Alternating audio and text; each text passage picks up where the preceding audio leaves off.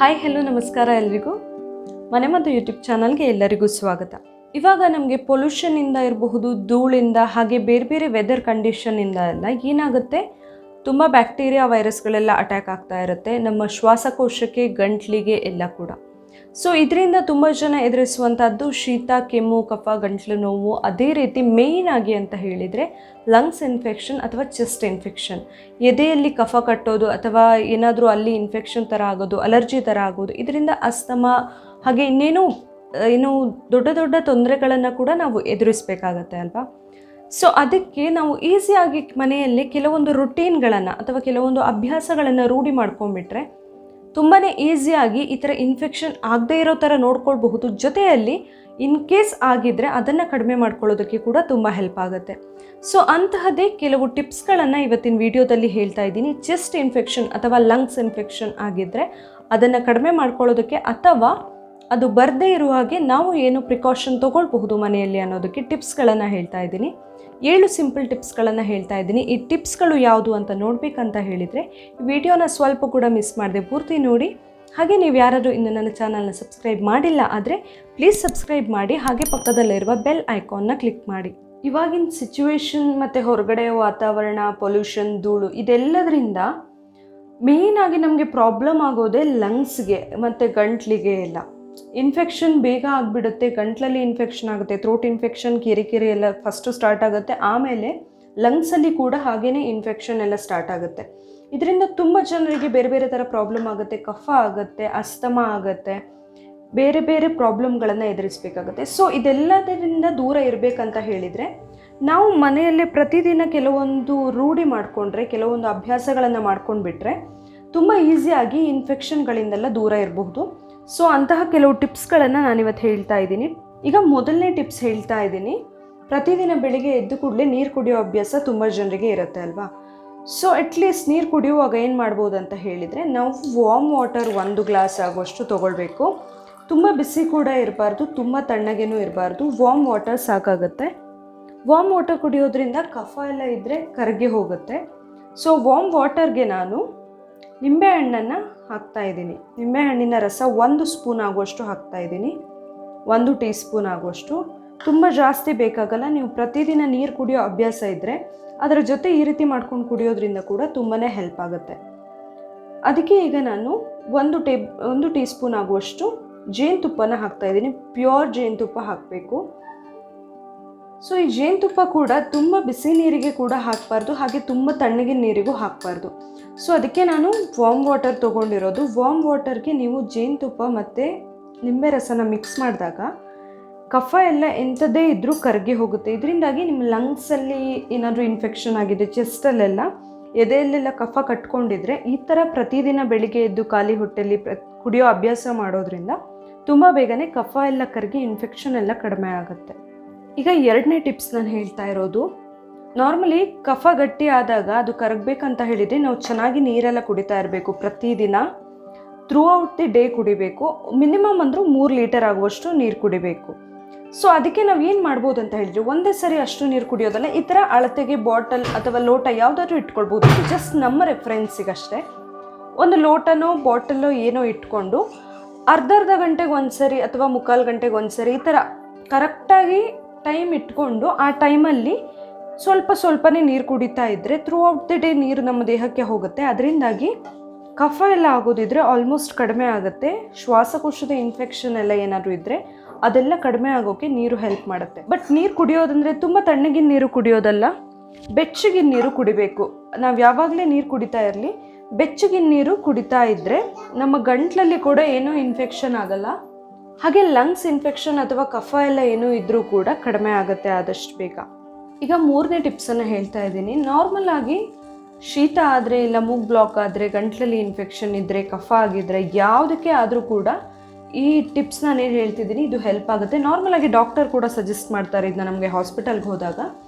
So ಏನು ಮಾಡೋದಂತ ಹೇಳಿದರೆ, ಪಾತ್ರೆಯಲ್ಲಿ ನೀರು ಬಿಸಿ ಇಟ್ಕೊಂಡು ಅದನ್ನ ಚೆನ್ನಾಗಿ ಕುದಿಸ್ಬೇಕು. ಅದು ಸರಿಯಾಗಿ ಕುದ್ದ ಮೇಲೆ ನೀವು ಅದಕ್ಕೆ ತುಳಸಿ ಎಲೆ ಆದರೂ ಹಾಕ್ಕೊಳ್ಬೋದು. ಕೆಲವರು ಮಕ್ಕಳಿಗೆಲ್ಲ ಆದರೆ ಅರಿಶಿನ ಹಾಕ್ತಾರೆ, ಇಲ್ಲ ಆದರೆ ವಿಕ್ಸ್, ಅಮೃತಾಂಜನ್, ಜಂಡೋಬಾಮ್ ನೀವು ಯಾವ್ದು ಮನೇಲಿ ಯೂಸ್ ಮಾಡ್ತೀರಾ ಅದನ್ನು ಯಾವುದನ್ನಾದರೂ ಹಾಕ್ಕೊಳ್ಬಹುದು. ಯಾವುದಿಲ್ಲ ಆದರೆ ಬೆಸ್ಟ್ ಅಂತ ಹೇಳಿದರೆ ನೀಲಗಿರಿ ಆಯಿಲ್. ಸೊ ನೀರು ಸರಿಯಾಗಿ ಕುದ್ದ ಮೇಲೆ ಅದಕ್ಕೆ 1-2 ಡ್ರಾಪ್ ನೀಲಗಿರಿ ಆಯಿಲನ್ನು ಹಾಕಬೇಕು. ತುಂಬ ಜಾಸ್ತಿ ಬೇಕಾಗಲ್ಲ, ಯಾಕಂದರೆ ನೀಲಗಿರಿ ಆಯಿಲ್ ನಾರ್ಮಲಾಗಿ ಸ್ಟ್ರಾಂಗ್ ಇರೋದ್ರಿಂದ 1-2 ಡ್ರಾಪ್ ಸಾಕಾಗುತ್ತೆ. ಮಕ್ಕಳಿಗಾದರೆ ನೀಲಗಿರಿ ಆಯಿಲ್ ಅಷ್ಟೊಂದು ಬೇಡ ಆಗುತ್ತೆ, ಯಾಕಂತ ಹೇಳಿದರೆ ಅದು ತುಂಬಾ ಸ್ಟ್ರಾಂಗ್ ಅಂತ ಅನಿಸುತ್ತೆ. ಮಕ್ಕಳಿಗಾದರೆ ಅರಿಶಿನ ಹಾಕಿ ಸ್ಟೀಮ್ ಕೊಡ್ತಾರೆ ಕೆಲವರು. ಸೊ ಈ ಥರ ಚೆನ್ನಾಗಿ ಕುದಿಸಿ ಅದರ ಸ್ಟೀಮನ್ನು ನಾವು ತೊಗೊಳ್ಬಹುದು. ಇಲ್ಲ ಆದರೆ ಇನ್ನೊಂದು ಈಸಿ ಅಂತ ಹೇಳಿದರೆ, ಸ್ನಾನ ಮಾಡುವ ನೀರಿಗೆ ಕೂಡ 1-2 ಹನಿ ನೀಲಗಿರಿ ಆಯಿಲ್ ಹಾಕಿದರೆ ಕೂಡ ನಮಗೆ ಮೂಗ್ ಬ್ಲಾಕ್ ಆಗಿರೋದು ಇಲ್ಲ ಚೆಸ್ಟ್ ಇನ್ಫೆಕ್ಷನ್ ಎಲ್ಲ ಆಗಿರೋದು ಕರೆಕ್ಟ್ ಆಗುತ್ತೆ. ಪ್ರತಿದಿನ ನಾವು ಈ ಥರ ಮಾಡೋದ್ರಿಂದ ಕಫ ಎಲ್ಲ ಕಟ್ಟಿದರೆ ಬೇಗನೆ ಕಡಿಮೆ ಆಗುತ್ತೆ. ಸೊ ಸರಿಯಾಗಿ ಕುದ್ದ ಮೇಲೆ ಅದರ ಸ್ಟೀಮನ್ನು ತೊಗೊಳ್ಬಹುದು. ನಾವು ಪ್ರತಿದಿನ ಈ ಥರ ಮಾಡೋದ್ರಿಂದ, ದಿನಕ್ಕೆ 1-2-3 ಸಾರಿ ಮಾಡೋದ್ರಿಂದ ಚೆಸ್ಟ್ ಇನ್ಫೆಕ್ಷನ್ ಎಲ್ಲ ಆಗಿದ್ದರೆ ಕಡಿಮೆ ಆಗುತ್ತೆ. ಹಾಗೆ ಮೂಗ್ ಬ್ಲಾಕ್ ಎಲ್ಲ ಆಗೋದಿದ್ರೂ ಕೂಡ ಕಡಿಮೆ ಆಗುತ್ತೆ. ಈಗ 4ನೇ ಟಿಪ್ಸನ್ನು ಹೇಳ್ತಾ ಇದ್ದೀನಿ. ನಾರ್ಮಲಾಗಿ ಏನಾಗುತ್ತೆ, ನಮಗೆ ಶ್ವಾಸಕೋಶಕ್ಕೆ ಏನಾದರೂ ಇನ್ಫೆಕ್ಷನ್ ಆಗೋದಿದ್ದರೆ ನಾರ್ಮಲಾಗಿ ಬಾಯಿಯಿಂದ ಬ್ಯಾಕ್ಟೀರಿಯಾ ವೈರಸ್ ಎಲ್ಲ ಹೋಗುತ್ತೆ. ಕೆಲವೊಮ್ಮೆ ಬಾಯಿಯಿಂದ ಗಂಟಲಿಗೆ ಹೋಗಿ ಆಮೇಲೆ ಎದೆಗೆ ಹೋಗುತ್ತೆ ಅಲ್ವಾ. ಸೊ ಆವಾಗ ನಾವು ಏನು ಮಾಡಬೇಕಂತ ಹೇಳಿದರೆ, ಆದಷ್ಟು ಬಾಯಿಯಿಂದ ಬ್ಯಾಕ್ಟೀರಿಯಾ ವೈರಸ್ಗಳು ಒಳಗೆ ಹೋಗದೇ ಇರೋ ಥರ ತಡೆಯೋಕೆ ಏನಾದರೂ ಮಾಡ್ಕೊಳ್ಬೇಕು ಮನೆಯಲ್ಲೇ. ಸೊ ನಾವೇನು ಮಾಡ್ಬೋದು ಅಂತ ಹೇಳಿದರೆ, ನಮಗೆ ಎಲ್ಲರಿಗೂ ಗೊತ್ತಿರೋ ಹಾಗೆ ತೆಂಗಿನೆಣ್ಣೆ ತುಂಬಾ ಒಳ್ಳೆಯದು ಬ್ಯಾಕ್ಟೀರಿಯಾ ವೈರಸ್ ಎಲ್ಲ ನಾಶ ಮಾಡೋದಕ್ಕೆ. ಅದನ್ನ ಯೂಸ್ ಮಾಡಿದರೆ ಕೂಡ ಒಳ್ಳೆಯದು. ಇನ್ನೊಂದು ನಾವು ಯಾವ ರೀತಿ ಯೂಸ್ ಮಾಡ್ಬೋದು ಅಂತ ಹೇಳಿದರೆ, 2-3 ಚಮಚ ಆಗುವಷ್ಟು ತೆಂಗಿನೆಣ್ಣೆನ ತೊಗೊಳ್ಬೇಕು. ನಾರ್ಮಲಿ 1 ಗುಟಕ್ ಅಂತ ಹೇಳ್ಬೋದು. ಇದನ್ನು ಬಾಯಲ್ಲಿ ಇಟ್ಕೊಂಡು ಬಾಯಿ ನೀಟಾಗಿ ವಾಶ್ ಮಾಡೋ ಥರ ಮಾಡಬೇಕಂದ್ರೆ ಮುಕ್ಕಳಿಸ್ಬೇಕು. ಹಾಗೆ ಗಂಟ್ಲಲ್ಲಿ ಗಾಗಲ್ ಮಾಡಬೇಕು. ಇದರಿಂದ ಬ್ಯಾಕ್ಟೀರಿಯಾಗಳೆಲ್ಲ ಆದಷ್ಟು ಬೇಗ ನಾಶ ಆಗುತ್ತೆ. ಹಾಗೆ ಗಂಟ್ಲಿಗೆ ಅಥವಾ ಎದೆಗೆ ಹೋಗೋದಿಲ್ಲ. ನೀವು ಈ ತೆಂಗಿನೆಣ್ಣೆಯಲ್ಲಿ ಬಾಯಿ ಮುಕ್ಕಳಿಸಿದ ಮೇಲೆ ಪ್ಲೇನ್ ವಾಟರ್ ಅಥವಾ ಸ್ವಲ್ಪ ಬಿಸಿ ನೀರಲ್ಲಿ 1 ಸಾರಿ ಬಾಯಿ ಮುಕ್ಕಳಿಸಿ ಗಾಗಲ್ ಮಾಡಬೇಕು. ಆವಾಗ ನಿಮಗೆ ಅಷ್ಟೊಂದು ಎಣ್ಣೆ ಪಸೆ ಕೂಡ ಇದ್ದಂಗೆ ಅನಿಸೋದಿಲ್ಲ ಬಾಯಲ್ಲೆಲ್ಲ. ಈ ಥರ ಎಲ್ಲ ಮಾಡೋದ್ರಿಂದ ಬ್ಯಾಕ್ಟೀರಿಯಲ್ ಇನ್ಫೆಕ್ಷನ್ ಏನಾದರೂ ಆಗೋದಿದ್ದರೆ ಎಲ್ಲವೂ ಕೂಡ ಆದಷ್ಟು ಕಡಿಮೆ ಆಗುತ್ತೆ. ಈಗ 5ನೇ ಟಿಪ್ಸ್ ಹೇಳ್ತಾ ಇದ್ದೀನಿ. ಎದೆಯಲ್ಲಿ ನಾರ್ಮಲಾಗಿ ಕಫ ಗಟ್ಟಿಯಾಗಿದ್ದರೆ ಎಲ್ಲ ಹೇಗೆ ನಾವು ಈಸಿಯಾಗಿ ಕಡಿಮೆ ಮಾಡ್ಕೊಳ್ಬಹುದು ಮನೆಯಲ್ಲೇ ಅಂಥೇಳಿ. ಯಾವುದೇ ಔಷಧ ಕೂಡ ತಗೊಳ್ಳೋ ನೆಸೆಸಿಟಿ ಇಲ್ಲ ಇದಕ್ಕೆ, ಅಥವಾ ಯಾವುದಾದ್ರೂ ತಗೊಳ್ಳೋದ್ರ ಜೊತೆಗೆ ಈ ಥರ ಮಾಡಿದರೆ ಆದಷ್ಟು ಬೇಗನೆ ಕಫ ಎಲ್ಲ ಕರಗುತ್ತೆ. ಸೊ ಇದಕ್ಕೆ ನಾವೇನು ಮಾಡಬೇಕಂತ ಹೇಳಿದರೆ, ಒಂದು ದೋಸೆ ತವ ಯಾವುದಾದ್ರೂ ಬಿಸಿಗಿಟ್ಕೊಂಡು ಅದನ್ನು ಸರಿಯಾಗಿ ಬಿಸಿ ಮಾಡಬೇಕು. ಅದರ ಮೇಲೆ ನೀವು ಯಾವುದಾದ್ರೂ ಕಾಟನ್ ಬಟ್ಟೆನ ಇಡಬೇಕು. ಪ್ಯೂರ್ ಕಾಟನ್ ಬಟ್ಟೆ, ತುಂಬ ತೊಳೆದು ಒಣಗಿಸಿ ಇಟ್ಟಿರೋದು. ಅದನ್ನು ಚೆನ್ನಾಗಿ ಬಿಸಿ ಮಾಡ್ಕೊಳ್ಬೇಕು. ಅದು ಈ ಥರ ನಮಗೆ ಮುಟ್ಟಿದರೆ ತುಂಬ ಬಿಸಿ ಅನಿಸ್ಬೇಕು. ಅಷ್ಟು ಬಿಸಿ ಮಾಡಿಕೊಂಡು ಎದೆ ಮೇಲೆ ಹಾಗೆ ಬೆನ್ನು ಗಂಟ್ಲು ಎಲ್ಲ ಕಡೆ ಇಟ್ಟಾಗ ಏನಾಗುತ್ತೆ, ಎದೆಯಲ್ಲೆಲ್ಲ ಕಫ ಗಟ್ಟಿಯಾಗಿದ್ದರೆ ಈ ಬಿಸಿಗೆ ಆದಷ್ಟು ಬೇಗ ಕಡಿಮೆ ಆಗುತ್ತೆ. ದಿನದಲ್ಲಿ 1-2-3 ಸರಿ ಈ ಥರ ಮಾಡಬಹುದು. 1-2-3 ನಿಮಿಷ ಈ ಥರ ಬಿಸಿ ಮಾಡಿಕೊಂಡು ಮತ್ತೆ ಮತ್ತೆ ಬಿಸಿ ಮಾಡಿ ಅದು ತಣ್ಣಗಾಗೋ ತನಕ ಎದೆಯಲ್ಲಿ ಬೆನ್ನ ಮೇಲೆಲ್ಲ ಈ ಥರ ಇಡ್ತಾ ಹೋಗಬೇಕು. ಆವಾಗ ಕಫ ಕೂಡ ಕರಗುತ್ತೆ ತುಂಬಾ ಬೇಗ. ನಾವು ಮೆಡಿಸಿನ್ ತೊಗೊಳ್ಳೋದ್ರ ಜೊತೆಗೆ ಈ ಥರ ಮಾಡಿದರೆ ತುಂಬಾ ಬೇಗ ವರ್ಕ್ ಆಗುತ್ತೆ. 6ನೇ ಟಿಪ್ಸ್ ನಾನು ಹೇಳ್ತಿದ್ದೀನಿ.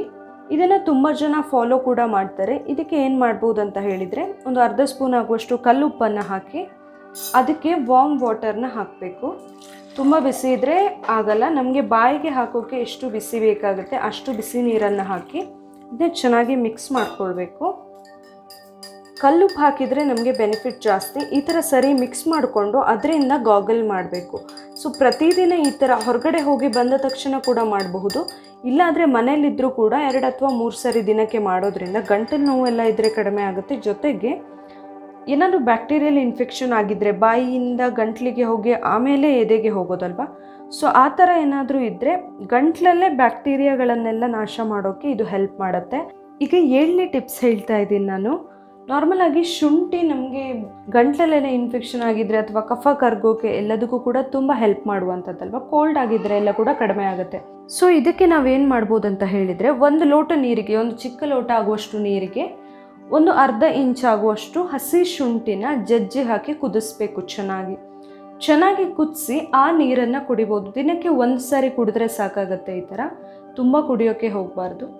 ಸೊ 1 ದಿನ ಈ ಥರ ಮಾಡ್ತಾ ಇದ್ದರೆ, ಅಥವಾ ನಿಮಗೆ ಬರೀ ಶುಂಠಿ ಹಾಕಿ ಕುದಿಸಿದ ನೀರು ಕುಡಿಯೋಕ್ಕೆ ಇಷ್ಟ ಆಗ್ತಿಲ್ಲ ಅಂತಂದರೆ, ನಿಮಗೆ ಕಾಫಿ ಟೀ ಏನಾದರೂ ಕುಡಿಯೋ ಅಭ್ಯಾಸ ಇದೆ ಅಥವಾ ಕಷಾಯ ಕುಡಿಯೋ ಅಭ್ಯಾಸ ಇದ್ದರೆ, ಸ್ವಲ್ಪ ಶುಂಠಿನ, 1/4 ಇಂಚ್ ಆಗುವಷ್ಟು ಶುಂಠಿನ ನೀವು ಮಾಡ್ತಾ ಇರೋ ಕಾಫಿ ಟೀ ಕಷಾಯ ಯಾವುದೇ ಇರಲಿ, ಅದು ಯಾವುದಕ್ಕಾದರೂ ಸ್ವಲ್ಪ ಶುಂಠಿನ ಜಜ್ಜಿ ಹಾಕ್ಕೊಂಡ್ರೆ ಹೆಲ್ತ್ಗೂ ಒಳ್ಳೆಯದು, ಟೇಸ್ಟ್ ಕೂಡ ಚೆನ್ನಾಗಿ ಕೊಡುತ್ತೆ. ಈ ಥರ ಕೂಡ ಮಾಡೋದ್ರಿಂದ ಲಂಗ್ಸ್ ಇನ್ಫೆಕ್ಷನ್ ಅಥವಾ ಶ್ವಾಸಕೋಶದ ಇನ್ಫೆಕ್ಷನ್ ಏನಾದರೂ ಇದ್ದರೆ, ಎದೆಯಲ್ಲಿ ಕಫ ಕಟ್ಕೊಂಡಿದ್ರೆ ಎಲ್ಲವೂ ಕೂಡ ಕಡಿಮೆ ಆಗೋಕ್ಕೆ ಹೆಲ್ಪ್ ಮಾಡುತ್ತೆ ಈ ಶುಂಠಿ. ನೋಡಿದ್ರಲ್ಲ, ನಾವು ಈಸಿಯಾಗಿ ಕೆಲವೊಂದು ಪ್ರಿಕಾಷನ್ಗಳನ್ನು ಮನೆಯಲ್ಲೇ ತೊಗೊಂಡ್ರೆ ನಾಳಿನ ದಿನ ನಾವು ಕೆಲವೊಂದು ದೊಡ್ಡ ತೊಂದರೆಗಳಿಂದ ಪಾರಾಗಬಹುದು, ತುಂಬ ಈಸಿಲಿನೇ ಪಾರಾಗಬಹುದು. ಸೊ ಕೆಲವೊಂದು ರೂಢಿಗಳನ್ನು ನಾವು ಮಾಡ್ಕೊಳ್ಬೇಕಾಗುತ್ತೆ ಪ್ರತಿದಿನ. ಅಷ್ಟೇ ಸಿಂಪಲಾಗಿ ಅಷ್ಟೇ ಮಾಡಬೇಕಾಗಿರೋದು ನಾವು. ಸೊ ಇವತ್ತು ನಾನು ಹೇಳಿರುವಂತಹ ಟಿಪ್ಸ್ಗಳು ನಿಮಗೆ ಇಷ್ಟ ಆಗಿದ್ದರೆ ಪ್ಲೀಸ್ ನನ್ನ ಮನೆಮದ್ದು ಯೂಟ್ಯೂಬ್ ಚಾನಲ್ನ ಸಬ್ಸ್ಕ್ರೈಬ್ ಮಾಡಿ, ಹಾಗೆ ಈ ವಿಡಿಯೋನ ಲೈಕ್ ಮಾಡಿ, ಹಾಗೆ ಶೇರ್ ಮಾಡಿ. ಇದೇ ತರಹ ನನ್ನ ಎಲ್ಲ ವಿಡಿಯೋಗಳನ್ನು ನೋಡಿ ಸಪೋರ್ಟ್ ಮಾಡ್ತಾ ಇರಿ. Thank you.